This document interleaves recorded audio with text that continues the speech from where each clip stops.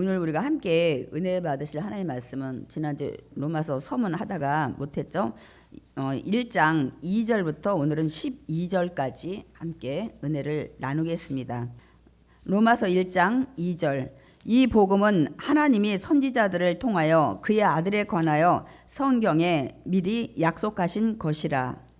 그의 아들에 관하여 말하면 육신으로는 다윗을 통해서 나셨고 성결의 영으로는 죽은 자들 가운데서 부활하사 능력으로 하나님의 아들로 선포되셨으니 곧 우리 주 예수 그리스도 신이라. 말미암아 우리가 은혜와 사도의 직분을 받아 그의 이름을 위하여 모든 이방인 중에서 믿어 순종하게 하나니 너희도 그들 중에서 예수 그리스도의 것으로 부르심을 받은 자니라. 하나님의 사랑하심을 받고 성도로 부르심을 받은 모든 자에게 하나님 우리 아버지와 주 예수 그리스도로부터 은혜와 평강이 있기를 원하노라. 먼저 내가 예수 그리스도로 말미암아 너희 모든 사람에 관하여 내 하나님께 감사함은 너희 믿음이 온 세상에 전파됨이로다. 내가 그의 아들의 복음 안에서 내 심령으로 섬기는 하나님이 나의 증인이 되시거니와 항상 내 기도에 쉬지 않고 너희를 바라며 어떻게 하든지 이제 하나님의 뜻 안에서 너희에게로 나아갈 좋은 길 얻기를 구하노라.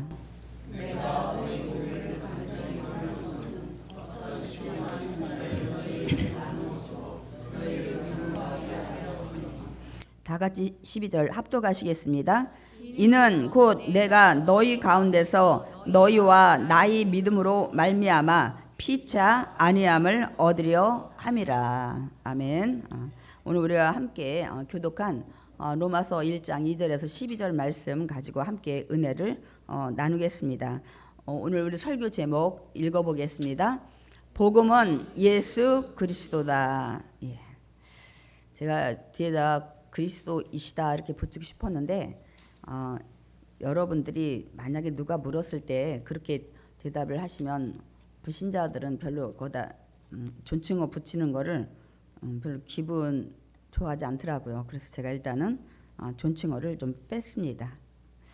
이제 우리가 로마서를 나간다고 지난주에 앞에 개관 또 개요를 했고 역사적 배경도 제가 좀 많은 시간을 할애해서 여러분들한테 좀 전했습니다. 왜냐하면 좀 로마서 나가는데 내용을 여러분들이 좀 이해하기 쉽게 하기 위해서, 왜냐하면 많이들 어렵다고 하니까 어려운 것이 아니라 그 당시 배경을 이해하면 왜 이런 말씀을 바울이 기록을 했는지 우리가 더 이제 쉽게 알 수 있기 때문입니다.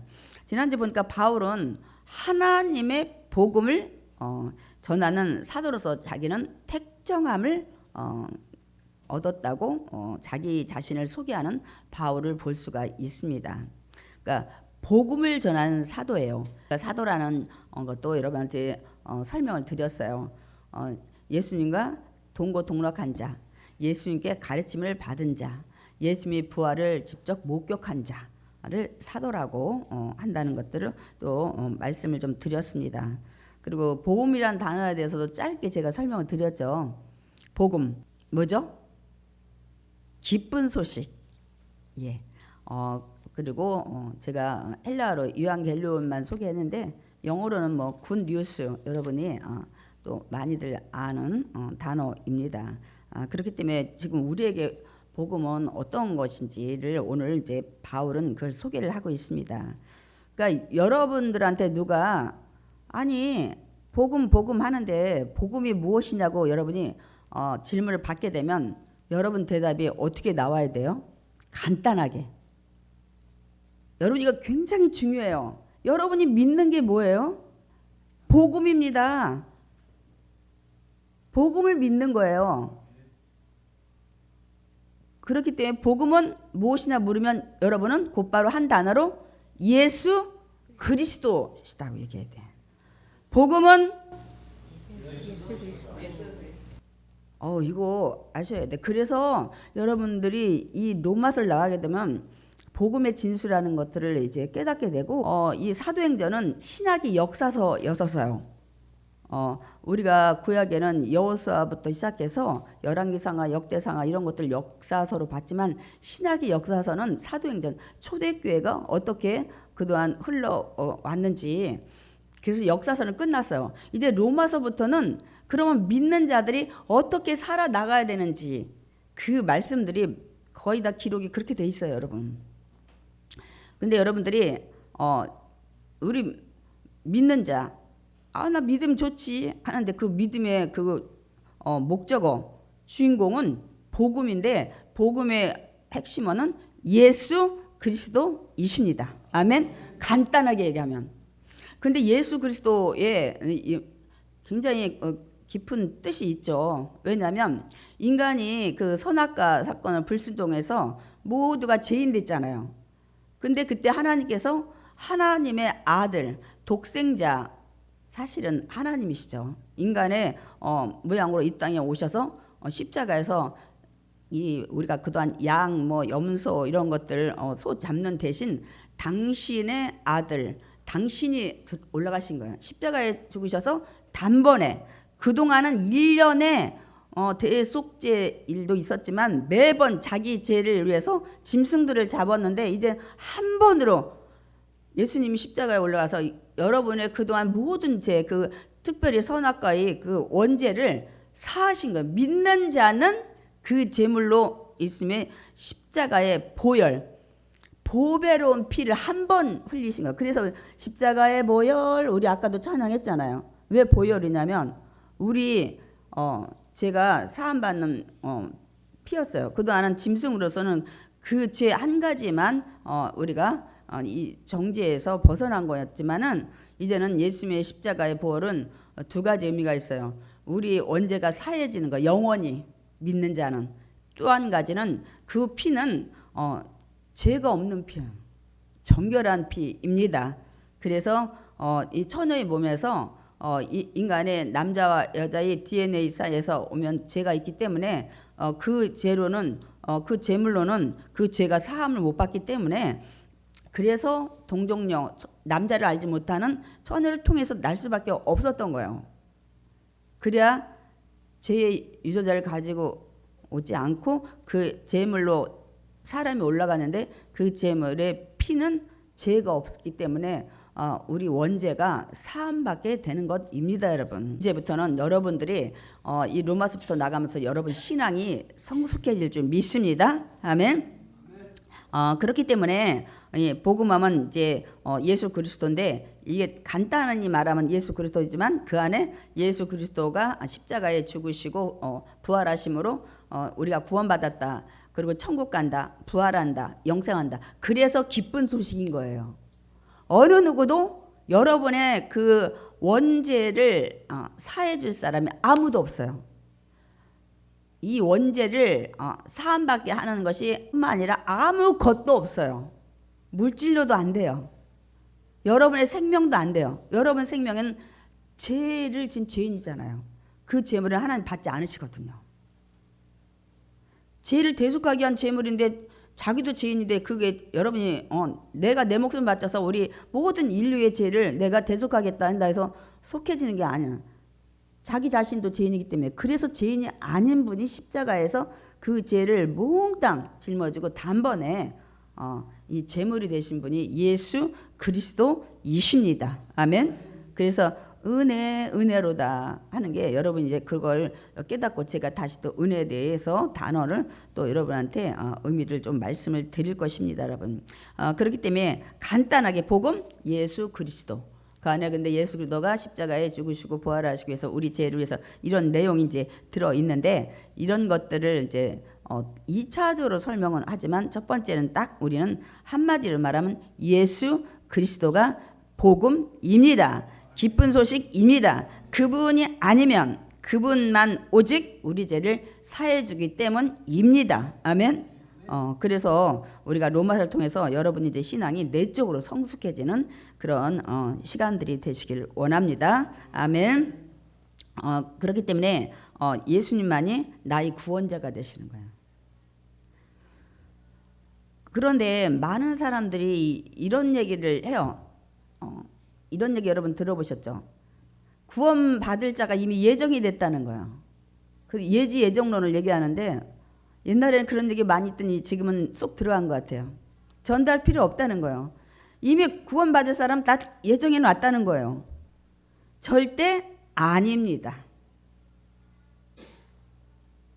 구원받을 자 너는 구원받고, 제가 그래서 항상 예를 들잖아요. 저같이 7남매 중에 그러면 누구는 구원받고 누구는 구원 못 받고 이렇게 결정된 게 아니라는 거예요. 예수님이 나의 구원자라는 사실을 믿는 자는 누구나 구원을 받을 수 있습니다. 아멘. 그럼 예정론 얘기가 나왔는데 뭐가 예정을 했냐 이거예요. 누구든지 예수님의 그 십자가의 죽음을 믿는 자는 구원받는다는 것을 예정해 놓으신 거야. 이제 아시겠어요? 누구든지 예수님을 믿는 자는 구원을 받는다는 것을 미리 예정을 해 놓으신 거죠. 구원받을 자를 예정해 놓은 게 아니라는 사실입니다. 그래서 우리 누구나에게 복음을 전해야 돼요. 그래서 이런 얘기까지 나왔잖아요. 예정돼 있으니까 누가 예정된지 모르니까 전도해야지. 이 사람을 예정해놨는지 저 사람을 예정해놨는지 우리는 모르니까. 아닙니다, 여러분. 제가 그래서 그 말씀을 요한복음 3장 16절 통해서 여러분하고 저하고 확인을 하려고 합니다. 요한복음 3장 16절 다 같이 읽겠습니다. 하나님이 세상을 이처럼 사랑하사 독생자를 주셨으니 이는 그를 믿는 자마다 멸망하지 않고 영생을 얻게 하려 하심이라. 뭐라고요? 그를 믿는 자마다, 믿는 자마다, 믿는 누구든지 영생을 얻게 하려 한다고 되어 있지 예정한 자마다가 아니라는 사실입니다, 여러분. 그러니까 누구나 예수님을 나의 구원자로 믿는 자는 다 영생, 구원받아서 천국에서 사는 그런 은혜를 미리 말씀을 하셨다는 사실입니다, 여러분. 바울은 이 복음에 대해서 이제 먼저 소개를 합니다. 그러니까 복음은 아까 예수 그리스도라고 했죠. 여기에 오늘 보면 우리가 2절을 읽었는데 이 복음은 이 예수님에 대해서는 이렇게 된 거야. 복음하면 옆에다가 예수 그리스도 이렇게 여러분이 생각하시면 돼요. 그래서 이 복음은 하나님의 선지자들을 통해서 이미 기록을 해놨대요. 이 예수님에 대해서. 그러니까 여기서 선지자는 뭘 얘기해요? 뭐 우리가 대선지자, 뭐 소선지자도 있었지만은 그것뿐만이 아니라 모세도 포함을 해요. 창세기, 출애굽기, 레위기, 민수기, 신명기, 율법을 모세오경을 지었던 이 토라를 기록한 모세도 포함이 되는데 거기에 이 복음 예수 그리스도 이야기가 다 기록이 미리 해 놓으셨다는 것을 우리는 알 수가 있습니다. 그래서 바울은 유대인들은 성경을 잘 알잖아요. 특별히 모세오경을 그들은 다 외우잖아요. 그래서 바울은 유대인들한테 전도할 때는 항상 이 얘기를 한 거예요.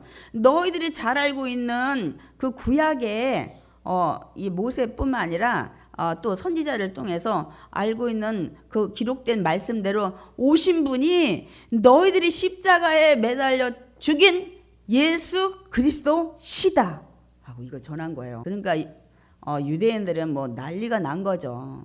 아니 메시아가 온다고 우리도 알고는 있지만 천한 동네 나사렛에서 네 모양을 보라 이거야. 우리 이사야 53장에 보면 정말 연한 줄기 같다는 거야. 메마른 땅에서 정말 영양분도 없이 그렇단 말이야 하고 아무도 예수님이 메시아라고 믿지 않았던 것을 우리가 사복음서를 통해서 알 수가 있습니다. 그런데 믿지 않는데 내가 하나님이다 막 이렇게 하고 내가 하나님 아들로 왔다 하니까 이들이 나중에 예수님이 죽인 죄의 근본은 뭐예요? 신성 모독죄를 죽였어요. 도저히 하나님과 같다 하나님의 아들이라고 하지 말아야 될 것을 얘기를 했기 때문에 너는 신성 모독죄 너는 걸린다 해서 예수님이 제명이 신성 모독죄입니다, 여러분. 그렇게 해서 십자가에 죽게 되는 것을 볼 수가 있습니다. 제가 사도행전 끝부분 나가면서 정말 구약에 이 오실 예수님에 대해서 기록이 되어 있다는 것을 여러분한테 소개를 했는데 여러분이 지금 기억이 별로 없을 것 같아요. 제가 그래서 더 자세히 오늘 정말 구약은 오실 예수님에 대해서 기록이 되어 있다고, 신약은 오신 예수님, 계시록은 다시 이제 오실 재림하실 예수님이 오셨을 때 일어난 사건이라고, 이게 우리가 세 부분으로 나누잖아요. 성경 66권을. 그래서 제가 구약에 오실 예수님이라고 했는데 어디가 예수님에 대해 써 있어? 이렇게 여러분은 몇 가지는 알아요. 뭐 처녀의 몸으로 온다든지 이런 것 정도는 여러분이 아는데, 제가 더 구체적으로 오늘 좀 준비를 했어요. 더 많은데 한 15가지 정도로 구약에서 예수님 오시는 것을 기록을 정말 해놨는지 제가 15구절 정도만 뽑았습니다. 첫 번째는 창세기 3장 15절에 보면 여자의 후손으로 온다고 그랬어요. 여자의 후손, 여자의 몸으로 태어난다는 것을 얘기를 했고요. 두 번째는 예수님은 유다 지파에서 왔어요. 그러니까 다윗이 유다 지파입니다. 이새의 아들 하면서 거기도 또 우리가 이사야서도 11장에 나오죠. 다윗의 후손. 근데 거긴 다윗의 후손 아니라 이새의 자녀, 이 얘기가 되어 있죠. 그 다음에 민수기 21장 9절에 보면 그들이 원망 불평하니까 어떻게 했어요? 하나님께서 불뱀을 풀어서 막 다 물어 죽게 했잖아요. 그때 이 모세한테 하나님한테 기도해서 우리 좀 살리라고 했을 때 하나님이 그 장대에다가 노뱀을 만들어 달라 그래가지고 거기 그 노뱀을 쳐다보는 자는 다 살 것이라고 얘기를 해서, 근데 그때도 또 노뱀을 안 본 자들이 있어요. 근데 이 민수기 21장 9절을 이 복음서에는 예수님이 나도 나무에 달려 죽을 거래. 그게 뭐야? 십자가의 죽으심을 미리 벌써 예표를 하신 거예요. 그대로 십자가에 죽으셨잖아요. 벌써 여러분 몇천 년 전에 이 얘기를 다 예수님이 어떻게 하실 건지를 다 말씀하고 있습니다. 그 다음에 시편 16편 10절에 보면 여긴 지옥에 가지 않으심. 그게 뭐냐면 썩어서 지옥 가서 있지 않는다는 거예요. 이제 거기에는 수호래라고 되어 있어요. 제가 이따 그 말씀은 시편 16편과 시편 110편은 제가 뒤에 준비를 했습니다. 여러분 예수님은 지옥에 가지 않으시고 3일 만에 이렇게 부활하셨잖아요.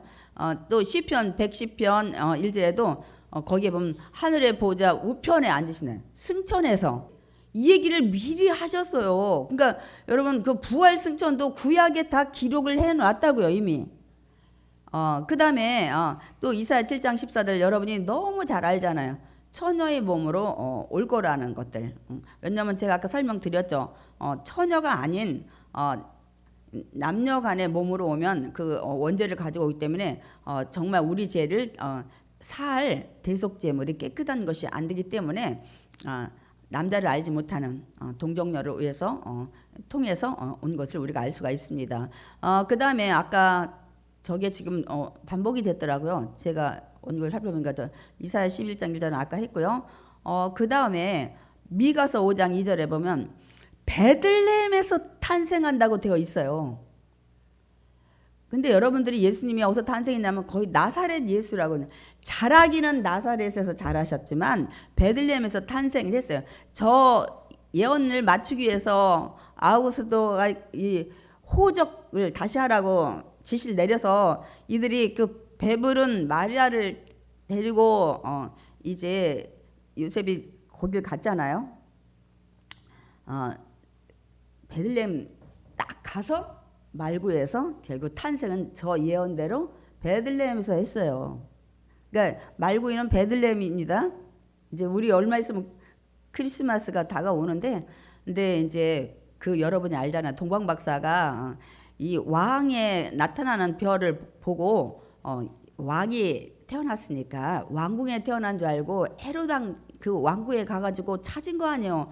그래서 왕이 어디 났다고 얘기를 하니까 이 헤롯이 무엇이 내가 왕인데 이렇게 해가지고 그 얘기를 다 하게 되잖아요. 그러면 너희들 찾아가지고 나도 있는데 알려줘서 경배하게 하라고. 근데 나중에 이들이 하나님이 그 헤롯에게 못 가게 해서 다른 데 돌아서 이들이 다시 페르시아 돌아가 버리죠. 그렇게 돼서 이들이 그 주변에 2살 미만 아이를 다 헤롯이 죽이는, 그것 때문에 헤롯이 죽이기 전에 하나님이 요셉한테 애굽으로 피난을 시킨 거예요. 그랬다가 다시 올라갔을 때는 베들레헴이 아니라 그때 나사렛 에서 이제 한 30여 년을 그렇게 지내게 되는 것입니다, 여러분. 그 다음 말씀이 예.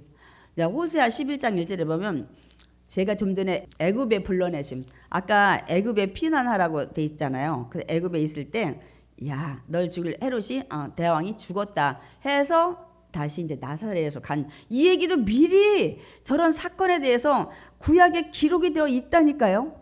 그 다음에 스가랴 9장 9절 예수님이 예루살렘 입성할 때 나귀 새끼 한 번도 타보지 않은 이 주인한테 가서 끌고 오라고 했잖아요. 그래서 저는 그게 굉장히 중요해요. 나귀 새끼를 끌어오라고 했는데 가서 아버니 아무 집이나 나귀 새끼 그때 귀했는데 막 끌고 간다고 그러니까 주인이 물어보면 뭐라고요? 나귀 새끼를 만든 주인이 필요하다고 하라는 거예요. 그러니까 그 주인이 나귀를 자기가 만든 거 아니잖아요. 그걸 알고 그냥 내주는 걸 볼 수가 있습니다. 그리고 스가랴 11장에 보면은 은 30냥에 팔리죠. 가론 유다에게 통해서 대제사장들한테. 또 이사야 53장 3절에서 7절은 여러분 채찍이 맞고 옆구리 창에 찔리고 여러분 막 도살장에 끌려가는 양같이 털 깎는 자 이런 것들 여러분 그건 너무 잘 알고. 시편 22편에 보면 겉옷을 나누고 속옷을 제비 뽑는다는 것도 미리 십자가에서 매달려기 전에 이 다 옷을 벗기잖아요. 예수님을 제가 알기로는 그때 거의 속옷을 다 벗겼다고. 그래서 겉옷은 그 당시에 옷이 귀하니까 나눠가지고 속옷은 서로 그 로마 병정들이 제비 뽑기를 했다는 사실이에요. 그래서 당첨되는 자가 그 옷을 가져갔다는 거예요. 속옷을. 이것도 미리 구약에 예언이 되어 있어요. 너무너무 구체적으로. 그 다음에 시편 34편에 보면 뭐라고 했어요? 뼈가 꺾이지 않으심. 이게 무슨 얘기예요? 예수님은 오후 3시에 운명하셨잖아요. 십자가에서 8시간 그 매달려 있다가 그런데 좌우의 강도는 죽지 않고 있었잖아요. 그런데 그 다음 날이 안식일이라 어떻게 했다고요? 로마 병정들이 와서 보니까 예수님은 미리 죽으신 것 같아. 그래서 그 죽었는지 확인하려고 옆구리에 그래서 그때 창을 푹 찔르니까 그때 피와 물과 다 쏟아지셨다 그랬어요. 죽었구나 하니까 뼈를 꺾지 않아서 제가 왜 뼈를 꺾었는지를 얘기를 말씀드렸어요. 제가 옛날에는 뼈를 꺾은 거는 그 십자가에 매달린 다리뼈를 꺾으면 이제 내려놔도 도망을 못 갈까봐 쩔뚝쩔뚝하면 그렇게 했는데 그게 아니고 여러분이 그 십자가 이렇게 매달려서 밑에 발받침이 있잖아요. 그래서 이 받침대가 있으니까 사람이 오래오래 견디나 봐요. 근데 뼈를 탁 쳐가지고 딱 꺾으면 그다음부터 이 심장 이런 것들이 중심을 못 잡고 내려앉으면서 숨이 빨리 끊어져. 빨리 끊어지게 옆에 죽지 않은 강도들이나 여기 같이 골고다 언덕에 매달렸던 사람들은 다 뼈를 꺾어버렸어. 빨리 죽게끔. 근데 저런 것까지 그 다음에 이사야 53장 9절에 보면 부자의 무덤 아리마대 요셉이 와가지고 예수님 죽은 시체를 달라고 해서 자기가 들어가려고 했던 동굴 한 번도 거기에 시체를 넣지 않은 그곳에 들어가는 것들. 여러분 제가 지금 저기 이사야 11장에 지금 겹쳐서 그렇지 한 15개만 했어도 저 구약에 있는 걸 제가 지금 다 말씀드렸는데 예수님이 저대로 지금 다 되셨잖아요. 이제 구약이 오실 예수님의 예표라는 걸 이제 아시겠어요? 제가 지금 구체적으로 이렇게 찝었잖아요. 이미 예수님이 오실 거를 오늘 바울이 그 얘기 하는 거예요. 하나님의 선지자들이 이미 다 기록을 해놨다는 거예요. 이거를 얘기를 하는 거예요. 여러분이 그러니까 이미 몇천 년 전에 이런 것들을 다 기록을 해놨는데 여러분 그대로 이루어진 분이 예수 그리스도이십니다. 아멘. 이제 여러분이 확실히 더 아셔야 돼. 아니 앞으로 천하의 몸에 잉태한 그때도 예수님 태어나기 700년 전이에요. 그 전의 예언은 벌써 1000년, 1500년 전. 더더군다나 창세기 같은 거는 3000년, 4000년 전에도 이렇게 여자의 후손 이렇게 된 것들을 다 이루신 거예요. 하나님 미리 예수님이 이 땅에 복음이라는 그 기쁜 소식 이 속죄 제물로 오실 이분에 대해서 기록을 다 예언을 해 놨다는 사실입니다. 그런데 그분이 2000년 전에 정말 이 땅에 오시니까 천의 몸으로 왔고 베들레헴에서 낳고 뭐 이게 여러분 이런 것들이 그대로 이루어지면서 진짜 뼈를 꺾지 않고 속옷을 제비 뽑고 여러분 이대로 된 거예요. 나중에는 마지막 부자의 무덤 아리마대 요셉이 파놓았던 자기가 들어가려 했던 여기까지 마지막 그러고서 이제 3일 만에 부활하시는 구약에 다 있다고요. 예수님에 대한 일어날 일, 오실 곳 이런 모든 것들이 그렇기 때문에 여러분이 구약을 그냥 옛날에 호랑이가 담배 피던 시절 이걸 읽으시면 안 돼요. 여기에 다 예수님이 오실 예수님에 대해서 예표를 하고 있습니다. 더 많을 거예요. 제가 찾은 건 이거예요. 이것만 봐도 여러분이 정말 야 그렇구나 하는 걸 여러분들이 이제 깨닫게 될 거예요. 그러니까 이제 구약은 그래서 오실 예수님에 대해서 기록해 놨다는 걸 이제 아시겠죠. 우리가 그동안 그냥 막 뜬구름처럼 그냥 구약은 오실 예수님, 신약은 오신 예수님, 계시록은 다시 오실 재림의 예수님 이렇게 알았지만은 오늘 제가 뭐 열 몇 가지밖에 소개 안 했지만 더 많아요. 겹치는 것도 많이 있고. 근데 제가 이것만 좀 소개를 했습니다. 그러니까 바울은 이 복음인 예수 그리스도에 대해서 이제 증언을 이제 여기서도 앞에서도 간단히 해요. 그러니까 복음 그분이 예수 그리스도인데 너희들한테 기쁜 소식 전하는 그 예수는 육신으로 말하면 오늘 여기에 제가 다 설명을 했어요. 여기 보면은 3절에 뭐라고 했어요? 다윗의 혈통으로 왔다는 거예요. 다윗의 씨. 아까 제가 이사야 11장 1절에 이새의 후손으로 왔다고 제가 말씀드리면서 이새는 다윗의 아버지가 이새예요. 이거에 대해서 아까 이거를 지금 바울이 이 로마서에다 기록을 하고 있으면 제가 여러분한테 이단 대처하는 방법을 간단한 걸 하나 알려드릴게요. 누가 자기가 재림했다, 뭐 성령으로 다시 왔다, 뭐 감람나무니 동방 번개니 누가 내가 다시 이 땅에 온 예수 그리스도다 얘기를 하면 여러분이 질문할 게 있어요. 당신이 동정녀 마리아에게 태어났냐고 물으셔야 돼. 당신은 어머니는 동정녀 마리아냐고. 그 다음에 당신의 출생 지역이 베들레헴이냐고 물으셔야 돼. 물론 뭐 나사렛에서 성장했냐고도 물어야 되지만 제가 간단한 것만. 그 사람이 다시 오신 자기가 예수라 하면 여러분들이 그걸 물으셔야 된다고요. 그러면 당신은 뭐 이씨, 박씨, 뭐 이런 채씨 이런 게 아니라 유다 지파냐 당신 조상이. 그리고 당신은 모든 삶에 생명을 바칠 수 있는 자로 왔냐? 왔다. 그러면 그냥 죽여도 돼 사실은. 왜 당신이 빨리 진짜 예수라면 죽어야 우리가 구원받으니까. 여기까지 하시면 안 되고 아까처럼 3가지 정도 물으셔야 돼. 아유 당신 어머니가 동정녀 마리아냐? 당신 고향이 베들레헴이냐? 유다 지파냐? 그분 입을 다물게 하셔야 돼. 이제 확실하겠죠?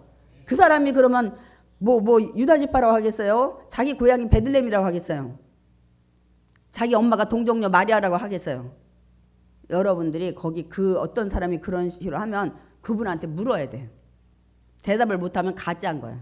아니 진짜라면 이 3가지만 했지만 다 맞아야 될 거 아니에요. 예수님은 이렇게 태어났고 이렇게 하셨기 때문에. 여러분들이 그러니까 이단이 오면 여러분이 이걸 물으시면 돼요. 이걸 물으시면 진짜인지 가짜인지 다 가짜지. 아니 아직 예수님 안 오셨는데 무슨 자기가 동방 뭐 번개고 무슨 뭐 재림 뭐 예수고 그건 다 쓸데없는 소리죠 여러분. 두 번째는 육신으로는 다윗의 혈통 C로 왔지만 성결의 영 거룩한 영으로 말하자면 이 성령으로 말하면 죽은 자들 가운데 부활하셨어요. 제가 이거 준비하면서 아니 목사님 병원에서도 뭐 며칠 있다가 살아나는 사람도 있고 뭐 그런 것들을 많이 들었는데요. 우리 있죠. 며칠 놔뒀더니 뭐 살아났느니 어째느니. 제가 그런 사람도 있긴 있어요. 근데 이제 이렇게 수족을 이렇게 동요 매가지고 근데 또 그런 분도 있대. 또 유튜브에 보면 수족을 했는데 병원에서 입관하고 나가려고 하는데 또 거기서 벌떡 일어나는데 그 다 좋다 이거예요. 그러면 진짜 예수라면 그 다음에 부활해가지고 그 다음부터 그 사람이 예수라면 여러분 시간과 공간을 초월하셔야 돼. 예수님은 부활한 다음에 그냥 문 닫혔어도 쓱 하고 제자들한테 오셨어요. 쓱 하고 갈릴리 바다에 나타나셨어요. 그래 안 그래요? 그렇게 해야 돼요. 진짜 부활했다면. 부활은 그런 거지. 그러니까 그 사람은 잠깐 뭐 정신을 잃었든지 의사가 판단을 잘못 내려서 심장마비 이렇게 된 거지. 절대 그렇지 않아. 진짜 그 사람이 부활한 사람 있다니까. 병원에서 며칠 만에 살아났다니까. 예수님처럼. 무슨 예수님 부활했다고 그래. 그 사람도 살아났는데. 그럼 그 다음부터 예수님이 이걸 또 얘기하실 수 있어야 돼. 그러면 그 사람은 그 다음부터 아무 때나 탁 나타나냐 이거야. 이 얘기를 하셔야 돼. 우리 여기 성경에 근거 가지고도 얼마든지 그 사람들과 싸울 필요가 없어요. 이걸 얘기해야 돼. 부활하사. 그러니까 십자가에 죽으시고 다시 살아나지 않았다면 하나님의 아들이라 선포되지가 않았을 거라는 거예요. 그러니까 시간을 초월할 수 있는 하나님 그리고 보좌 우편에 앉아 계셔야 돼 지금. 그분이 부활했다면. 그러니까 잠깐 심정지가 됐다 깨어났다든지 의사가 판단을 잘못했다든지 뭐 기절했다든지 여러 가지 오 진단으로 이런 것들이 있을 수 있다는 사실입니다. 근데 그건 부활한 게 아니라는 거예요. 그리고 우리가 성경에 보면 막 죽은 자 살아나고 나사라도 그렇고 뭐 암덩어리에 막 중풍병자 우리 낫길 굉장히 막 기도하고 막 그러잖아요. 그럼 그 사람이 살아나서 안 죽었어요? 그 당시엔 살려냈지만 다 죽었어요 다시. 단지 그때 병으로 우리가 안수하고 기도해서 남은 생애를 좀 더 사는 거지. 결국은 그렇게 유명한 왕, 박사, 뭐 의학, 뭐 건강, 뭐 어쩌고 저쩌고 다 죽었잖아요. 우리가 제일 유명한 오래 살라고는 뭐 진시황제 뭐 아침 이슬을 먹었느니 뭐 어쨌느니 뭐 하는데 어느 누구도 현재까지 살아있는 사람 아무도 없습니다, 여러분. 예수님이 다시 이 땅에 오실 때 영화로운 몸으로 우리도 부활할 줄 믿습니다. 아멘. 그러면 예수님이 살아나셨는데 누가 살리셨나니까? 예수님이 스스로 번뜩 일어났어요. 그 예수님 돌아가신 그 무덤에 가보니까 이 수족을 동였던 배가 다 이렇게 개어 있었다고 했는데 여러분 이것도 확실히 아셔야 돼요. 그래야 우리가 은혜로다 할 때 하나님의 은혜 찬양을 부를 수 있어요. 하나님이 살리셨습니다. 아멘. 물론 예수님이 하나님이시지만 하나님이 살리셨어요. 왜냐하면 우리가 성경을 근거로 제가 얘기할게요. 예수님께서는 십자가에 죽기 전에 뭐라 했어요? 아버지요 내 생명을 아버지께 손에 맡기나이다. 나는 이제 모릅니다. 그거를 제가 누가복음 23장 46절 준비했어요. 우리 함께 읽어보겠습니다. 예수께서 큰 소리로 불러 이르시되 아버지 내 영혼을 아버지 손에 부탁하나이다 하고 이 말씀을 하신 후 숨지시다. 목숨 맡겼어요. 그랬더니 하나님이 살리셨어요. 그래서 우리가 사도행전에 2장 3절에 보면 베드로하고 우리가 그 복음 전파한 대표가 베드로와 사도 바울이잖아요. 베드로가 이 얘기 많이 했어요. 사도행전 3장 2절 사도행전 2장 24절부터 좀 보겠습니다. 베드로가 이 설교를 한 거예요.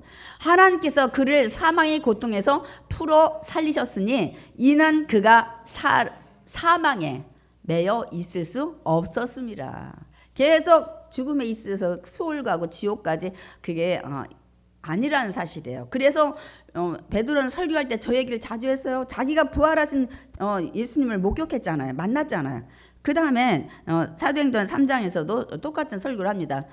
다 같이 읽겠습니다. 생명의 주를 너희들이 죽였도다. 그러나 하나님이 죽은 자 가운데서 그를 살리셨으니 우리가 이 일의 증인이라. 나는 부활하신 예수님, 다시 사신 예수님 손바닥에 발목에 발등에 대못 박힌 것을 나는 눈으로 봤다 하면서 이거를 설교할 때마다 이거를 전파하는 거예요. 그러면 사도 바울은 어떻게 복음을 전하냐고요. 바울은 이 부활하신 예수를 만난 걸 뭘 가지고 많이 얘기했어요? 바울은 늘 다메섹 도상에서 정말 정오의 빛보다 밝은 빛을 보고 내가 주님 누구시니까 하니까 네가 핍박하는 예수라. 그 얘기를 해요. 거기서 주님을 만나고 부활하신 주님을 만나고 회심해서 사도 바울은 늘 다메섹 도상 이게 여러분 계속 설교에 들어가는 거야. 그러니까 각자가 부활하신 주님을 증언하기 위해서 베드로는 자기들 있는데 찾아오시고 갈릴리 바다에서도 만나했기 때문에 그렇게 증언하는 거, 사도 바울은 거기서 있지 않았기 때문에 다메섹 도상에서 만났기 때문에 그래서 그들의 설교에 이게 들어가는 거예요. 그러니까 예수님께서는 이제 성경이 말씀한 예언대로 다시 살아나신 거예요. 제가 그래서 아까 10편 16편하고 110편을 제가 아까 준비했다는데 제가 좀 빨리 읽겠습니다. 이는 주께서 내 영혼을 수월에 버리지 아니하시며, 제가 거기까지만 이렇게 거룩한 자 멸망시키잖아요. 그래서 지옥에 가지 않았다는 것을, 지옥에 가지 않는다는 것을 이미 예언한 것입니다. 시편 110편 말씀하시길 내가 내 원수들의 내 발판이 되게 하기까지 너는 내 오른쪽에 앉아 있으라. 하나님 보좌 우편에 앉아 계실 걸 이미 부활 승천도 시편에 기록하고 있습니다. 그래서 고린도전서 15장 4절에는 간단하게 장사 지낸 바 되셨다가 성경대로 사흘 만에 다시 살아나셨다고 이렇게 바울은 고린도 성도들한테는 이렇게 설명하고 있습니다. 그런데 이게 이제 중요한 거예요. 그럼 예수님 자꾸 살아났다고 지금 얘기를 하고 부활에 대해서 얘기를 하는데, 그러면 예수님이 다시 태어나지 않았다면 어떤 일이 우리에게 있을까요, 여러분? 한번 생각해 보셨어요? 예수님 부활하셨어. 근데 예수님 못 살아나셨어. 그냥 아리마대 요셉 동굴에서 그냥 있다가 시신으로 죽었어. 그러면 여러분, 저와 여러분에게 어떤 일이 있을까요, 여러분? 이거 아셔야 돼. 그래서 우리가 이제 여러분이 믿는 지금 예수님은 부활의 주님이세요. 아멘입니까? 여러분이 믿는 예수님은 부활의 주님이십니다. 다시 살아나신 예수님을 믿는 겁니다. 아멘. 그럴 때 여러분도 부활하게 됩니다. 아멘. 그러면 부활을 안 했어. 3일 만에 못 살아났으면 저와 여러분한테 어떤 일이 생겼겠냐고요. 첫 번째, 여러분도 다시 살아나지 못해요. 예수님이 살아났기 때문에 우리도 제2의 열매, 부활의 열매가 되는 거예요. 두 번째, 안 살아나셨으면 우리 믿음이 헛돼요. 아유, 우리 부활해서 천국까지 영생하지 우리 그런 것들 많이 얘기하죠. 그게 없어요. 그러니까 우리 믿음이 헛된 거야. 아니, 예수님도 못 살아났는데 무슨 천국에 가서 영생을 하고 부활을 하냐? 여러분이 예수님이 부활 안 했으면 여러분 믿는 거 지금 다 헛된 거예요. 제가 이제 예수님이 부활 안 했으면 전 여기 목회자 안 한다고요. 그 다음 세 번째는 또 중요한 게 있어요. 예수님이 부활하지 않았다면, 다시 살아나지 않았다면 우리 죄 사함을 받지 못하고 죄 그대로 있어요. 그분이 죽는 걸로 그냥 끝나버린 거야. 근데 다시 부활해서 사망 권세를 이기셨기 때문에 우리가 죄인에서 벗어난 겁니다. 아멘. 여러분 죄 사함을 받은 거예요. 사단이 마지막 여러분 지옥으로 끌려가려는 그 사망을 여러분 철폐하신 거예요. 그래서 사도 바울이 사망아 너희 쏘는 게 어디냐, 넌 이제 없어졌다 이거. 내가 너희 그 사망 이기고 나는 부활했다는 거예요. 그래서 그 얘기를 계속 하는 거예요. 고린도전서 15장 16절 정말 그렇게 말씀하시는지 보겠습니다. 그리스도께서 다시 살아나신 일이 없으면 너희의 믿음도 헛되고 부활도 천국도 영생도 없어요. 너희가 여전히 죄 가운데 있을 것이요. 여러분 예수님 부활하지 않으면 여러분 여전히 죄인으로 살아갑니다. 고통 가운데서. 그 다음에 고린도전서 15장 17절 만일 죽은 자가 다시 살아난 일이 없으면 그리스도 다시 살아나신 일이 없었을 터이요. 그러니까 살아나는 일이, 우리가 다시 살아나는 일이 있기 때문에 예수님도 인간으로 죽으셨다 살아나셨다는 거예요. 그러니까 예수님이 살아나신 것은 우리에게도 부활이 있다는 사실을 말씀하고 있습니다. 저와 여러분 부활합니다. 영화로운 몸으로, 이제 아픈 몸이 아니야, 연약한 몸이 아니야, 세상에 죄를 가진 욕된 몸이 아니야, 신령한 몸으로 여러분도 천사와 같이 여러분도 부활할 줄 믿습니다. 아멘. 예수님 재림하는 날 우린 지금 그걸 바라보는 거예요. 그래서 우리가 천국에 대한 소망을 갖는다는 게 그런 것입니다, 여러분. 그러니까 예수님께서 다시 살아나셨기 때문에 여기 이제 바울이 뭐라 하면 살아나셨기 때문에 내가 하나님 은혜로 사도도 됐고 여러분한테 예수님의 이름을 전하는 거야. 그래서 여러분이 그 이름을 믿고 지금 예수 그리스도 안에 자녀로 부르심은 받은 자들이 된 거야. 안 살아났으면 여러분 예수님의 자녀가 되지 않았어 하고 얘기를 지금 하는 겁니다. 그 다음에 이제 곧바로 이제 인사가 원래 처음에 안녕하십니까, 잘 계십니까, 그다음 평안했습니까 이렇게 해야 되는데 제가 뭐라고 했어요? 이 누구에게가 7절에 가서 나온다고. 투죠, 투. 누구에게가. 여기에 이제 제가 지난주 여러분 설명을 했어요. 인사말이 이제 나와. 로마에서 하나님의 사랑하심을 받고 성도로 부르심을 받은 모든 자에게 하나님 우리 아버지 주 예수 그리스도로 은혜와 평강이 있기를 원하노라. 이제서 인사가 나와요. 7절에 가서. 우리가 은혜와 평강, 예수 믿다 보면 이 단어 굉장히 많이 들었습니다, 여러분. 은혜와 평강. 여러분 이게 가장 정말 귀한 단어예요.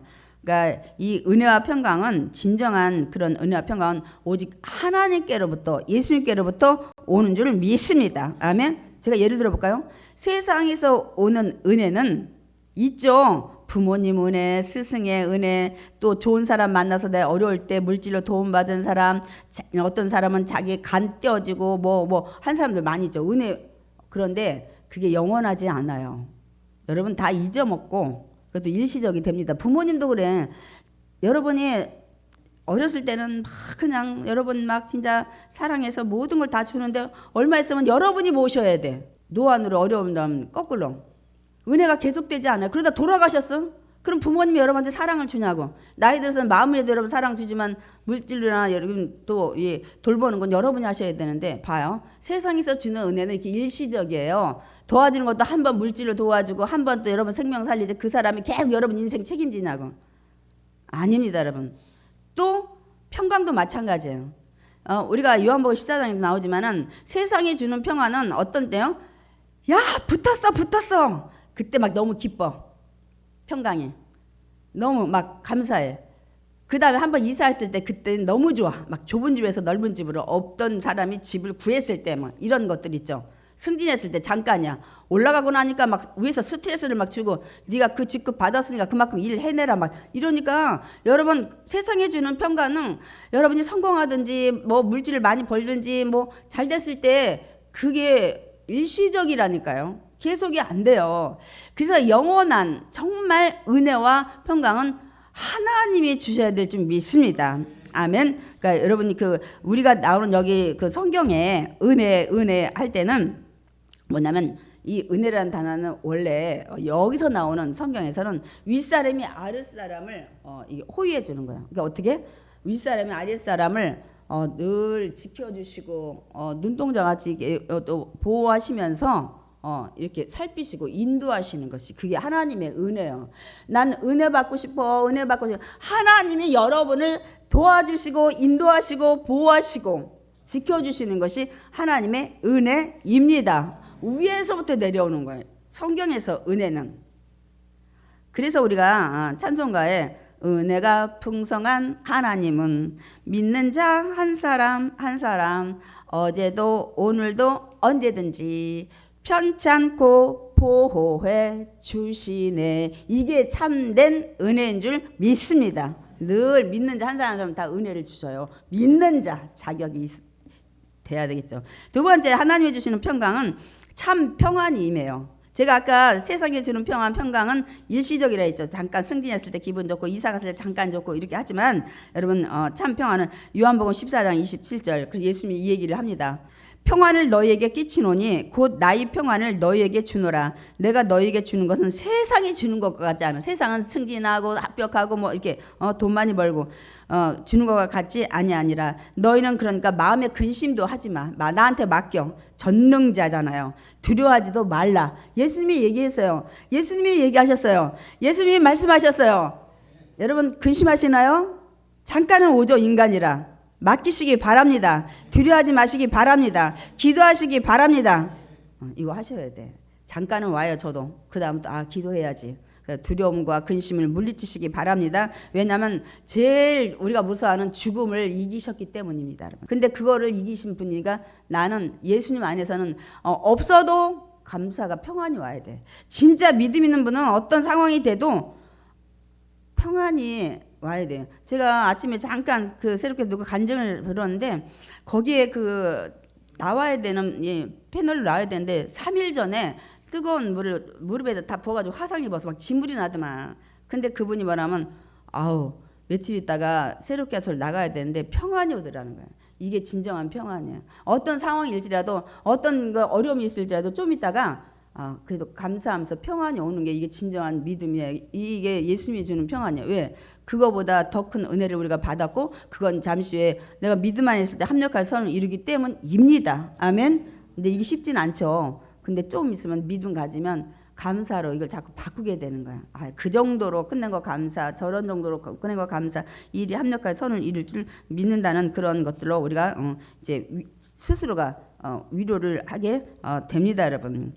그렇기 때문에 여기도 찬송가 412장이 제가 왜 찬송가를 준비한지 아세요? 제가 우리 성도들한테 항상 그냥 막 리듬 따라서 막 쿵짝쿵짝 하지 말고 가사에 은혜 받으라는 거예요. 여러분 412장도 많이 불렀어요. 평화 평화로다 하늘 위에서 내려오네. 어서 와야 돼요. 평화는 위에서 주셔야 돼. 그래야 어려움 속에서도 평강이 있어요. 아까 세상은 여러분 실패했으면 여러분 평안해요? 아니잖아요. 여러분 넓은 집 있다가 40평 있다가 15평 이상하면 평안해요? 아니잖아요.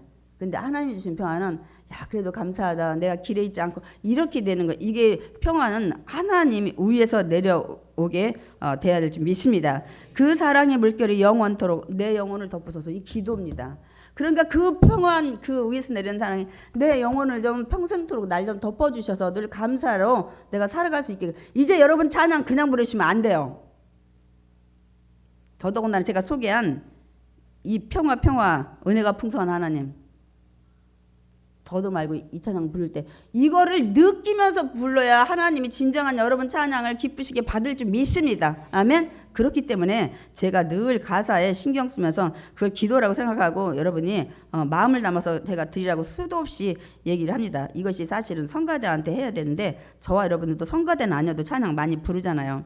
그래서 이제 바울은 로마교회 모든 사람한테 이제 편지 쓰는데 감사하는 거예요. 야, 너희 믿음이 온 세상에 전파됐다. 소문났다는 거예요. 그래서 이 바울도 이 소문을 듣고 편지를 쓰게 된 거잖아요. 그래서 그들을 위해서 항상 기도했대. 바울도 항상 기도했대요. 많은 위인들이 말씀만 전한 게 아니더라고. 늘 말씀과 기도가 함께 간 줄 믿습니다. 아멘. 그렇게 해서 그래서 내가 지금 또 기도하는데 너희들한테 갈 좋은 기회를 지금 언제 갈지 얻기를 지금 기도하고 있다. 얘기를. 이유는 뭐냐면 내가 너희 보기를 간절히 원하는 이유는 딱 이거다. 신령한 은사를 너희들한테 같이 나눠져 가지고 내가 견고하기 위해서, 너희를 견고하기 위해서. 마지막 결론. 믿음은 여러분 결코 한 번에 자라는 것이 아닙니다. 아멘. 그래서 우리가 로마서 10장 17절에 믿음은 들음에서 나고 들음은 그리스도의 말씀으로 말미암느니라. 믿음은 서서히 자라요. 들을수록 어느 날 깨달아지는 거야. 여기에 이제 뭐 말씀을 꼭 들음이 아니라 여러분이 읽고 기록하는 것도 포함이 됩니다, 여러분. 그래서 더욱 믿음이 생기게 될 줄 믿습니다. 아멘. 제가 그걸 많이 느껴요. 보고 또 보고 옛날에 했는데 다시 보면 또 새롭게 주님이 더 깊이 있게 보이게 하더라고요. 우리 너희뿐만 아니라 나도 그런 근심에서 벗어나서 함께 서로가 견고해지길 원한다는 거예요. 무엇이 됐든 목적은 여러분의 신앙이 견고해져야 될 줄 믿습니다. 여러분이 친목도 좋고 교회 안에서 뭐 티타임도 좋고 다 좋지만 여러분의 신앙이 견고해지는 것을 목적으로 두시기 바랍니다. 아멘.